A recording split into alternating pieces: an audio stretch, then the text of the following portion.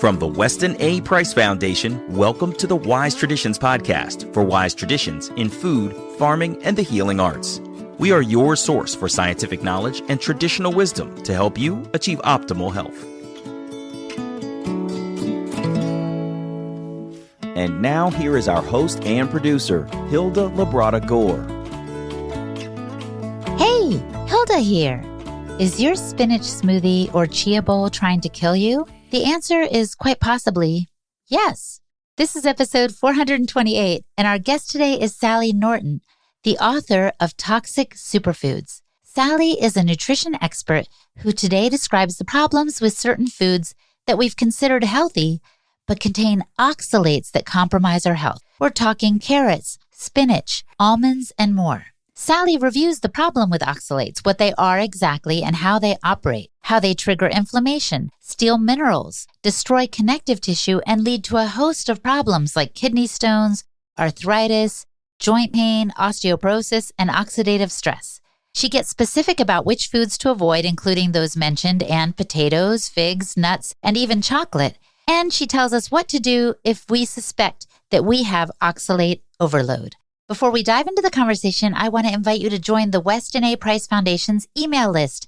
Let's have a direct line of communication. Join our email list to stay abreast of action alerts in your area, along with important topics of interest related to food freedom, upcoming events, and more. Go to westonaprice.org and click on the yellow button on our homepage to sign up. I'll put a link in the show description to make it easy for you to join up and get just what you need. This is Hilda Labrada Gore, and you're listening to Wise Traditions.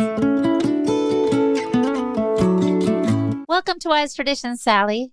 Thank you. It's so fun to be with you at last. I know. You've been a longtime friend of the Weston A. Price Foundation, and I found out recently that we have a mutual friend in Dr. Bill Schindler, who wrote Like a Human. Now, you two have bonded, I think, in part because there were some superfoods that were toxic to him. Can you talk to us about that? Yeah, he and I connected about 3.5 years ago, and this was a major turning point in his life, which is an exciting idea because somewhere around 8 years ago, things were really devolving for our dear friend, Dr. Bill Schindler. He was suffering with such light intensity pain. Even 2 pairs of sunglasses were making it impossible for him to do anything. He couldn't drive. He couldn't even watch TV. He could barely open his eyes. It was extremely painful and debilitating. And his doctors, they had no answers for him at all and essentially accused him of being kind of crazy. And so he had actually more problems than this over the previous decades, including pseudo-gout and all kinds of other physical pains. And the ordeal of having unexplained pain and then this serious vision problems, and he's had a long history with his eyes, was so stressful and worrisome that it was eroding his mental health. And the way he puts it, I think he goes, I was a wreck, emotional wreck. Yeah. And when we connected, we spoke very briefly, and then he had me on a series program of his. He changed his diet. He cut out things like almonds, potatoes, and chocolate. And every single one of his unexplained health problems are now completely gone. What? Turned out his mom is affected by it, and his story is like mine. All kinds of weird things for decades are suddenly explained by taking out a few foods that we trusted as being okay. What are the elements in those foods you just mentioned that were toxic to Bill and maybe toxic to all of us in ways we don't expect? Yeah, and it shows up differently in everyone. So the chemical in the foods is called oxalate or oxalic acid, which is the parent compound. And this little compound is natural. It's in nature. Plants make it for their own physiology and survival and so on. And certain plants have a lot more of it than others. And weirdly, the ones that are really high in it are the ones we trust the most and think are safe. We have a great faith in plants being safe to eat, not being too educated about plants. Yeah, I've heard Bill actually also say, plants are trying to kill you, and he's not the only one. And yet, when I learned about the Wise Traditions diet, I knew that they say everything can be on the table when it's properly prepared. So I think some of the ways our ancestors would prepare foods by soaking or sprouting or fermenting, don't those neutralize some of these toxins like the oxalates or the phytic acid? And doesn't that make the nutrients more bioavailable and the foods themselves better for us? Well, that's a really complicated question that needs to be deconstructed. Okay. Because a lot of the foods that are high in oxalic acid are not traditional whatsoever, and nobody that he studied ate them. So the Weston Price technology is based on Weston Price research based on foods that people ate. And they didn't eat these foods. So you can't grandfather in modern foods that came after Weston Price's time or just weren't considered real regular foods that people ate routinely and give them a pass. Oh, as long as we ferment them or soak them, they're fine.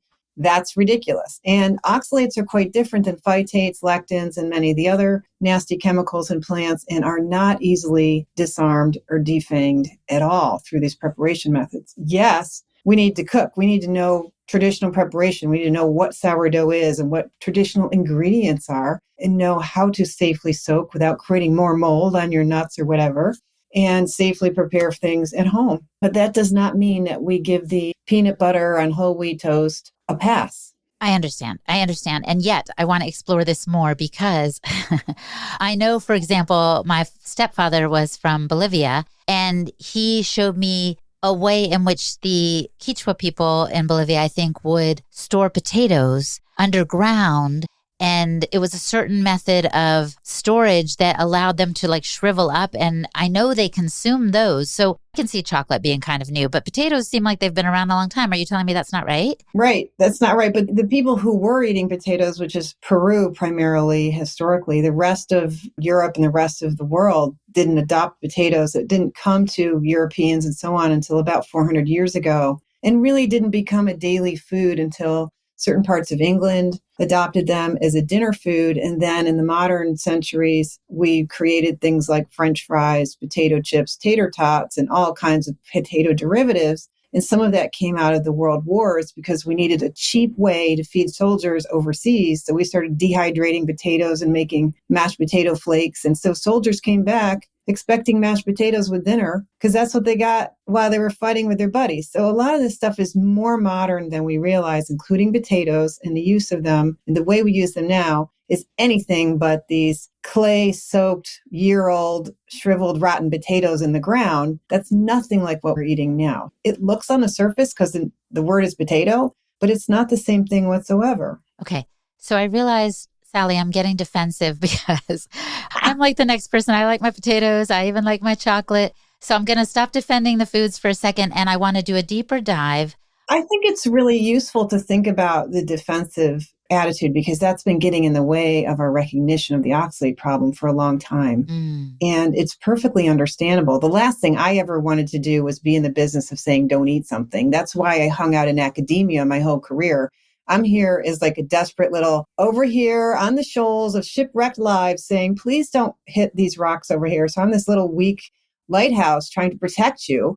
And if you want to slam into the rocks with us, you can, but I'd wish you were out sailing having a good time instead of like me and Bill in pain and wondering why. Oh, I really, really like that analogy, that illustration. You paint a beautiful picture. I don't want to be shipwrecked. No. I want to be on the high seas. Having a good time. Exactly. Yeah, but I've been in wheelchairs and crutches and all kinds of tragedies and wasn't able to do sports. I'm in a ranch house because I couldn't do stairs. I mean, it's so many ways that your health starts falling apart and it cuts back your choices in life. And I certainly don't want that for young people or you. So let's define oxalates. I know you said there's also phytic acid, there are lectins, there are other things that are anti-nutrients in our food. But let's talk about oxalates specifically because the subtitle of your new book is How Oxalate Overload is Making You Sick. So tell us, what are oxalates exactly? Yeah, so this chemical is a chelator. So oxalic acid is in the plant foods that we eat, like the nuts and the spinach and the chocolate. And it also is in crystalline form. Because it chelates minerals, it forms what's called a salt chemically, and these can, what we call, precipitate out and form particles called nanocrystals and then microcrystals. You can eat oxalic acid and oxalates in multiple forms in foods, and they're quite irritating to the whole body, including your mouth, your teeth, your guts. And then the acid is what gets into your bloodstream and starts causing more systemic problems for the body. Which could be anything from the issues with sight that Bill was having to joint pain to what else? Kidney stones, interstitial cystitis, fatigue, arthritis and weakness, vascular problems, inflammatory conditions, autoimmune conditions, connective tissue weakness, osteoporosis, strokes and heart attacks, maybe cancer, The list is pretty much anything that's horrible, modern, and happens with old age. This is the kind of stuff that it's causing because oxalic acid is creating oxidative stress for all the cells that it encounters, and then cellular damage, which both of which turns on inflammation, and then creating deposits in the body, which turns on a chronic problem of contamination and inflammation that can last for a long time. And then once you've filled up your body with toxic nanocrystals, your thyroid gland, your ovaries, your pancreas, your bones, your bone marrow, you've got real problems because it's affecting the quality of your immune cells that are trying to help you and affecting the quality of the white blood cells, also the red blood cells. You can end up with anemia and all kinds of metabolic problems as well. And I got the impression from your book that not only do these acids create havoc at a certain time, but that they accumulate. So it becomes increasingly problematic for the body and our health. Right. It can silently accumulate.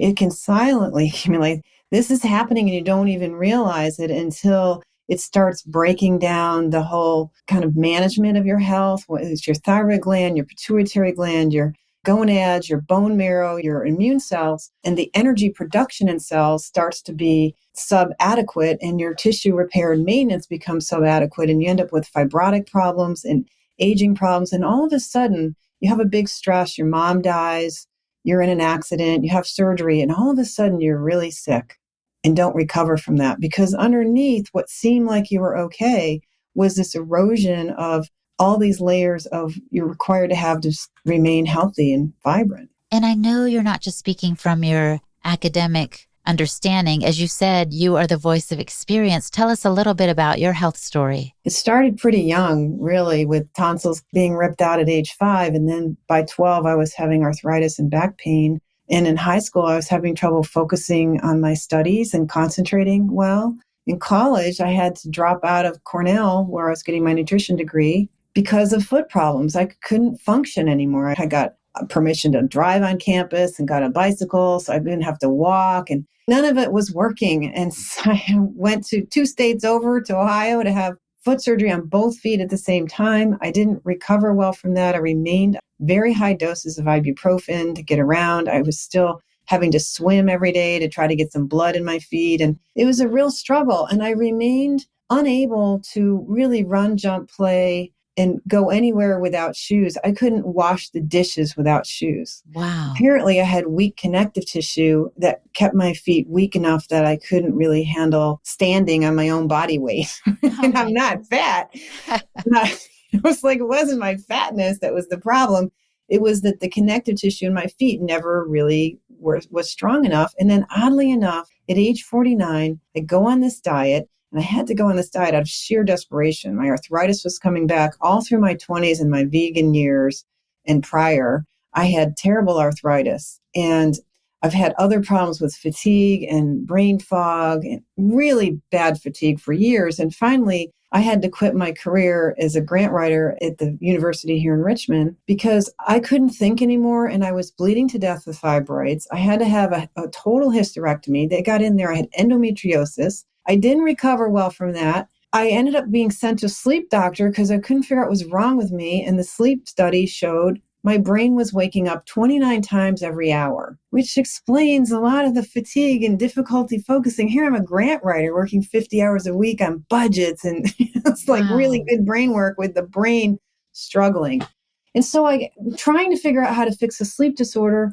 And I have this attack of vulvar pain.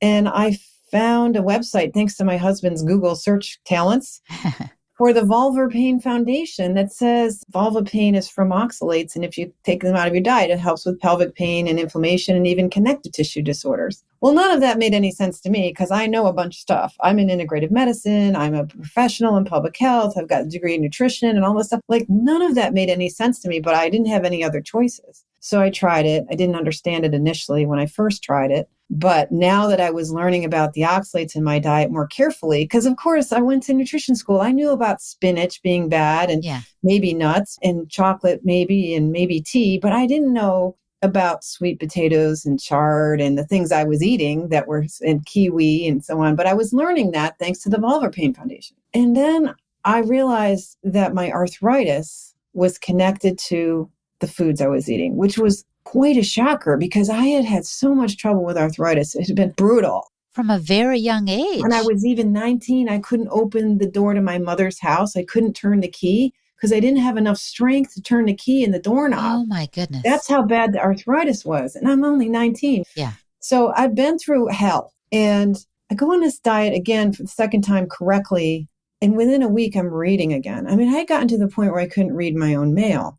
I could not work. I was on the sofa debilitated. I couldn't exercise. And within like maybe 10 days, a week to 10 days, suddenly I can tell I'm sleeping better. And my arthritis is again receding into the distance. And by the following spring, I'm wearing high heels all day long at a wedding. Like what? I've never been able to wear high heels. So suddenly it became clear that what I thought was this long Santa Claus-like list of problems was one problem, one central poisoning toxicity disease. And that was just flooring me because that's not in my education. That's not anywhere in the world I live in.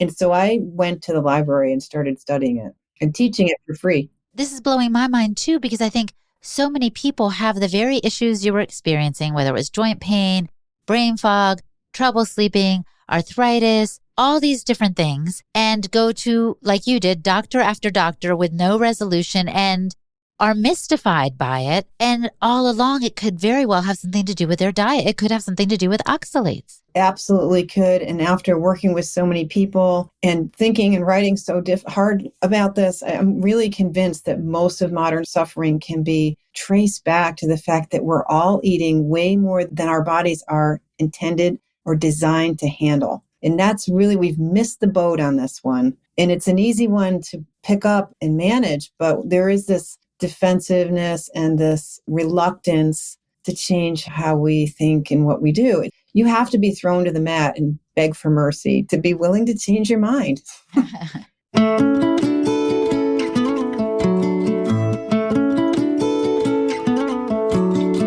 Coming up, Sally reviews the most troublesome foods when it comes to oxalates. Cashews and peanuts make the list, by the way. You're listening to the Wise Traditions podcast from the Weston A. Price Foundation. We pause now to recognize our sponsors. Upgraded Formulas.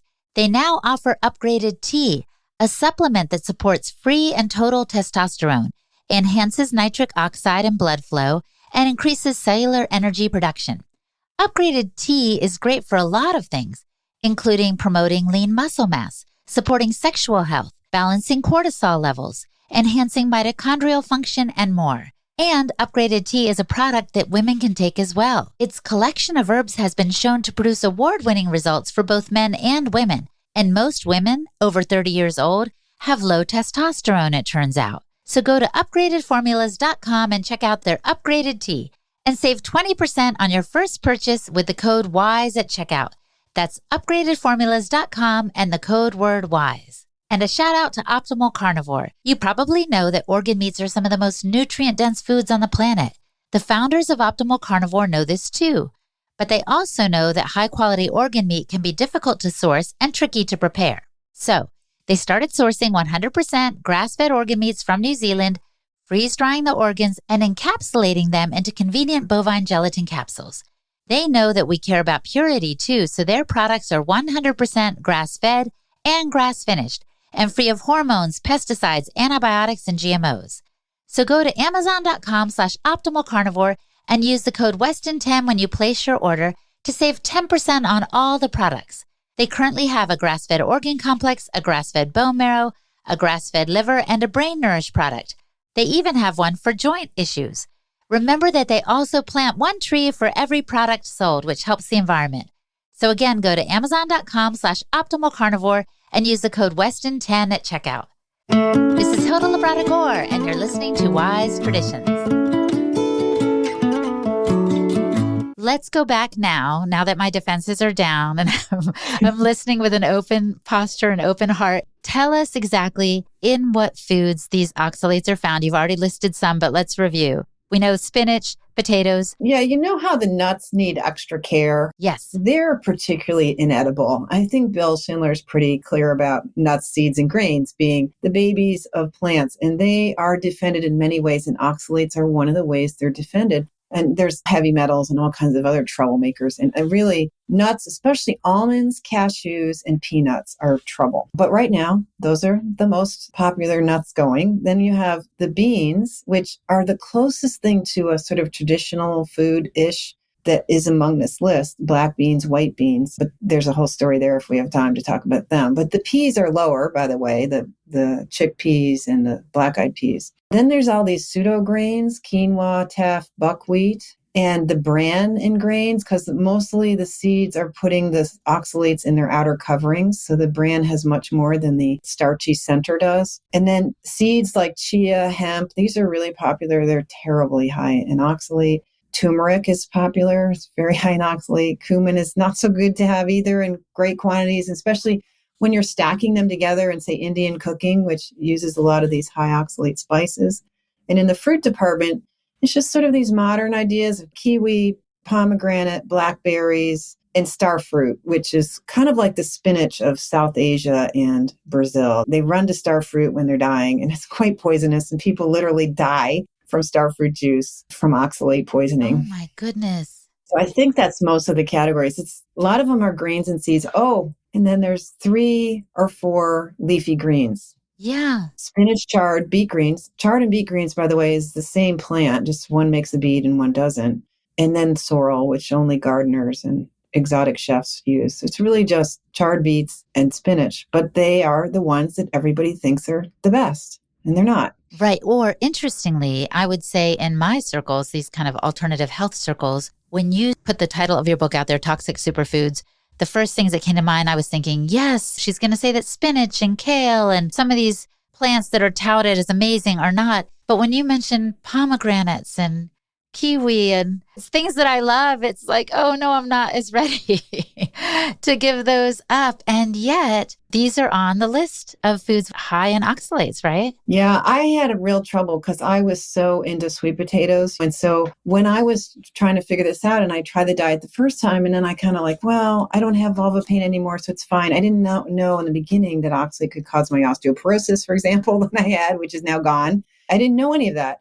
So put back some sweet potatoes in my diet and I didn't feel worse. I didn't see like arthritis suddenly was worse because I ate sweet potatoes again. In fact, if anything, I felt better. And there's a reason for that. If you take them out completely, you can start getting oxalate poisoning from what's loaded in your bones and your thyroid gland and your tendons from inside. And so if you eat more, that helps the body stop releasing it and mobilizing it from tissues.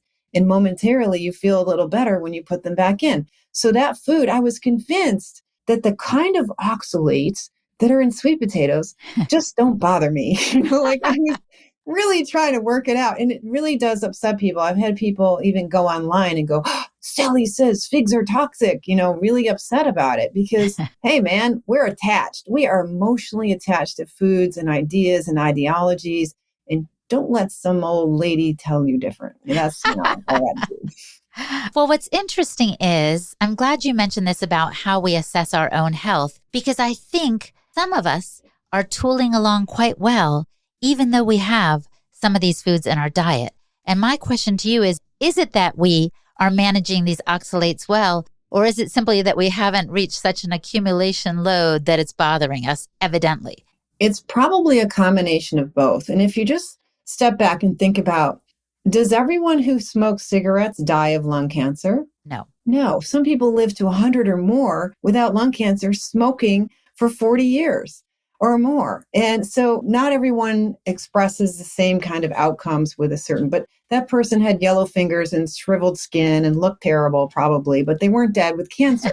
So there's always some price to pay, even if it's not the poster child story that we like to believe in. And the other thing is that there's so much confirmation bias that these foods are good, that they have strong placebo value. And it's easy to overestimate how healthy we really are because we're so devoted to our health routines and our spinach smoothie or chia bowl or whatever, and have invested so much confidence and faith. It's like a talisman for us. It's giving us this strong will. It's really coming from our willpower. We're going to will ourselves to wellness. And so it's really easy to overlook our declining health and miss, like, how do you know if you have osteoporosis? How do you know? I was never going to get osteoporosis. I've been so active and so good in my diet. Here I am 40 something years old with osteoporosis. And even then we underestimate how important that is. One of my clients is a man who started with the almond flour and all the health foods right out of college. And by the time he was in his 30s, he already had osteoporosis. Already. And he had weak connective tissues. And this was all from the almond butter and the oxalates. And by the time he was 48, he was on a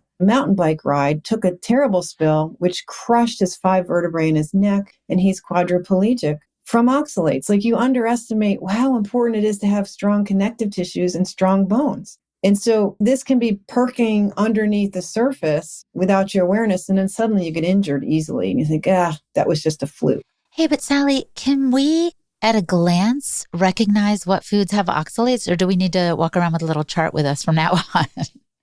Yeah, that's the other reason. It's so inconvenient to have to learn a whole set of new information. And when you're sick and your brain is sucking really bad, it's like, wow, I can't remember one thing. Oh, was a carrot high in oxalate? Am I allowed to have this or that? It's like very difficult. And that's why I realized I needed to get out there and try to support people and provide resources and figure it out well enough so that me as a lighthouse could work a little brighter, be a little better for more people. And so, like, you can get the beginner's guide on my website that has the high and low oxalate foods. I have a version that's like a little bookmark that people can carry around, but then it becomes second nature. And one cool thing is if it's an animal food, it's okay. So if you're unsure, just go with some butter, cottage cheese, a nice steak, a slab of fish, and enjoy it. And you'll be fine.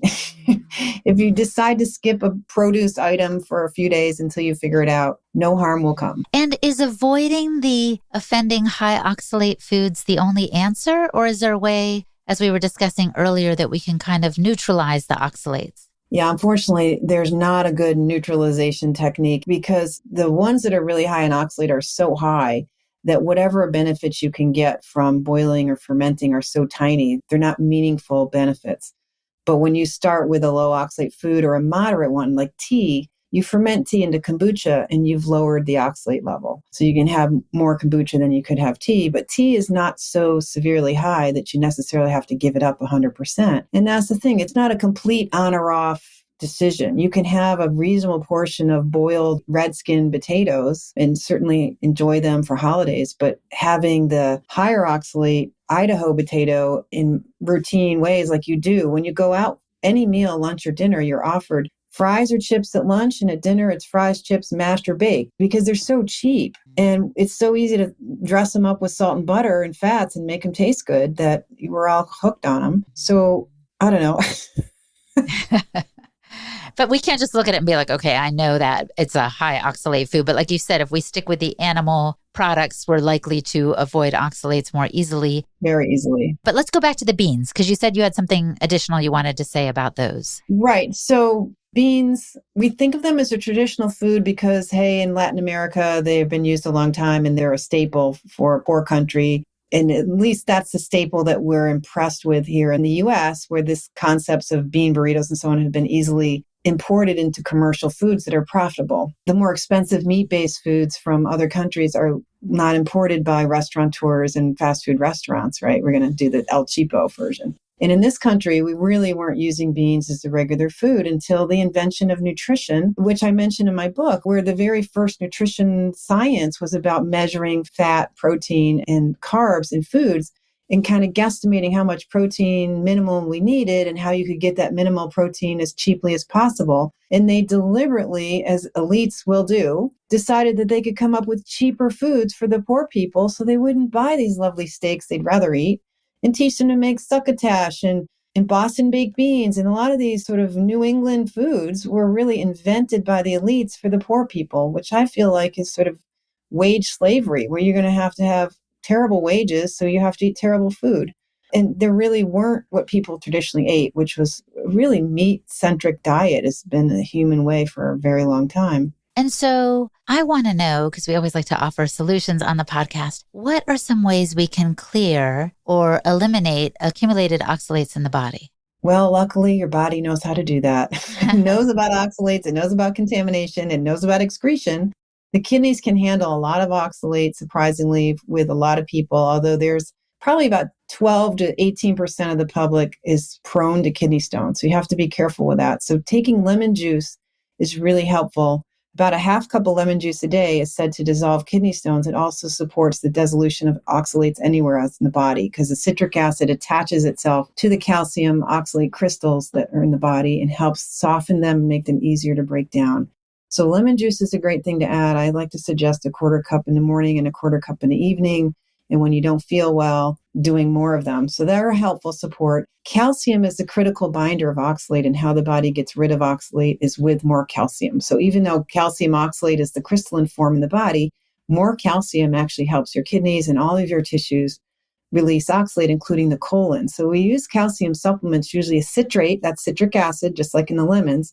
Calcium citrate can hang out in the colon because you don't absorb most of the calcium you take. Most of it goes through you. And it's there as a binder that allows the intestines to excrete oxalate. So your kidneys have to do a lot of it. And when the kidneys are stressed, the intestines happily help along. And so does the skin and the eye fluids, and the saliva concentrates oxalate too. So the body will get rid of it, provided you don't keep adding it. So you keep adding it, that's what's causing the accumulation, is we're eating it so routinely that it has to accumulate because it's overwhelming these excretion pathways. But once you let the excretion pathways clear out and let your kidneys heal, the body will recover on its own as long as you stay aware of your oxalate consumption and consistently adopt this as a normal, healthy diet is one that's oxalate aware forevermore. That's really helpful to hear. And a side note, do you think right now it's super popular to do coffee enemas or colonics? Do you recommend that for kind of getting all this stuff out of the system? No, I don't think most of these detox things are typically necessary. I think some people do well with the castor oil packs, and sauna is very important because it lowers inflammation in the vascular system in the body overall. And the oxalate and the related inflammation it's causing keeps upping the inflammation. And that's what's making it so dangerous and so destructive to our health. And sauna is a way to keep cutting back the inflammation, but it's kind of like brushing your teeth. You have to keep going back at it and doing it routinely. So sauna, cold therapy is another one that I know you love that cuts inflammation in the body. Those are really helpful. And sometimes we need some patience because the liver gets damaged from a routine diet of high oxalate foods. And there'll be times where liver enzymes wobble and so on. And bile function and bile production can wobble as the body's healing. But it's pretty straightforward that body will heal. You don't have to keep buying detox programs and spending money on excessive colonics. And we love to over-intervene rather than just respect and listen to the body and honor what it needs. Let it do its thing and be amazing. Yeah, that's a good word for a lot of us. Now, the food on your list that surprised me the most, I have to admit, was actually sweet potato. Because some of my best friends are carnivores and they will still include sweet potato. I guess they're carnivore-ish. They will still include sweet potato as like a wonderful root vegetable, even though they don't touch other plant foods to speak of. So I was really surprised. Is there another superfood on your list that might surprise most people as being more toxic than they expect? Chocolate. That's another one where I start to need a bulletproof vest, right?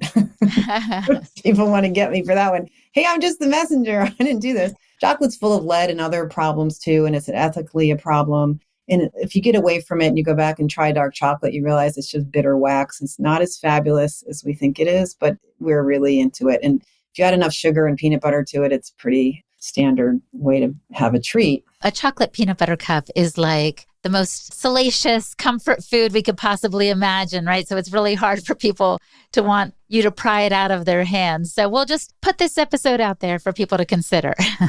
Only if you love your body and want to keep it well and not get osteoporosis and dementia and all these things I'm concerned that oxalate are causing. I certainly have felt pretty demented, and kind of a miracle I came up with a book. Wow. Well, you sound super lucid, and we're so glad you came on the show. We're glad that you've turned things around, and we will put this out there as a lighthouse for people's consideration. And now I want to pose to you, Sally, the question I like to pose at the end of the program. If the listener could do one thing to improve their health, it could be related to oxalates or maybe not, but if there's just one thing they could do to improve their health, what would you recommend that they do? Maybe give me a compound answer of A, drop our trust in the superfood notion and recognize that plants are not benign. They really are defending themselves. They're defending their babies. They're serious about it. That's why they're still here. And really think about your health habits and remember they all start at home and your own stove and your own counter. And that needs to be a priority in your health program. And when it comes to food choices, use whole animal foods like sardines that have skin and bones, and it's got the head gone, but basically that's the whole food where you have the skin and bones.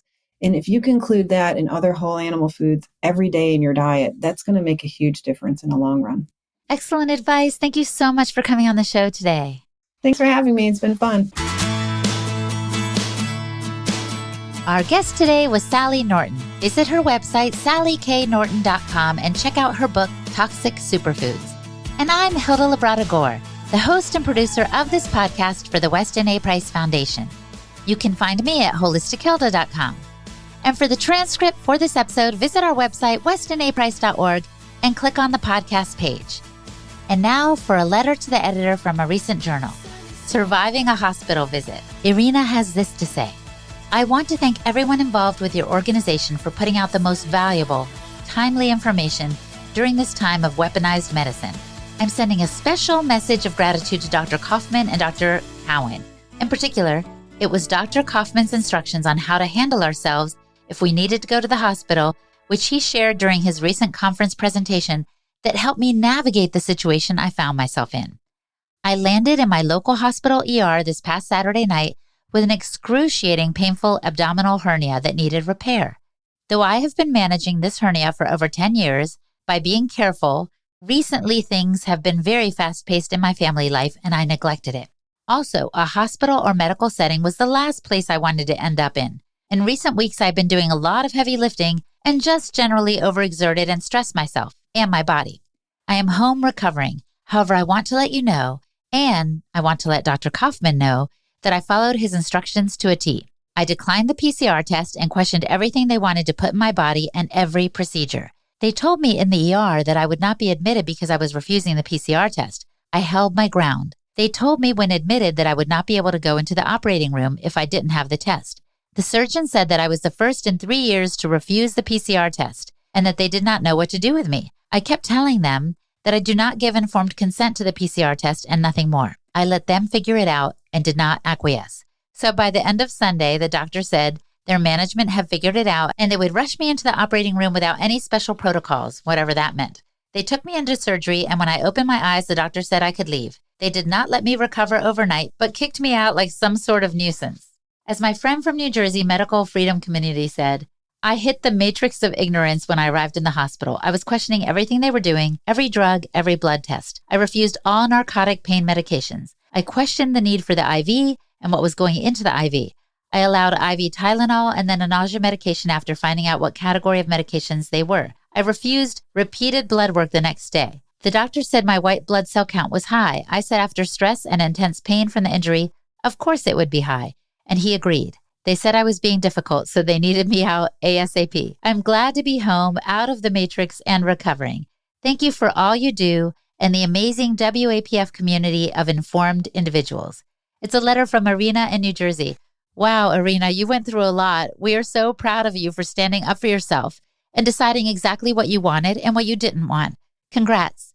You too can write us a letter to the editor. Just write us at info@westonaprice.org and put letter to the editor in the subject line and write about the topic of your choice. And thank you so much for listening, my friends. Stay well and remember to keep your feet on the ground and your face to the sun. On behalf of the Weston A. Price Foundation, thanks for listening. We have many free resources to support you on your health journey. Visit westonaprice.org to find podcasts, articles, videos, and more. You can also find a local chapter near you for help in finding sources of great food. We invite you to support the Foundation's mission of education, research, and activism by becoming a member. Thanks again, and take care.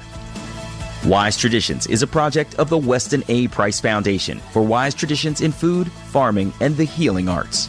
The content on this podcast is provided for informational purposes only and is not intended to substitute for the advice provided by your doctor or other healthcare professional. It is not intended to be, nor does it constitute healthcare or medical advice.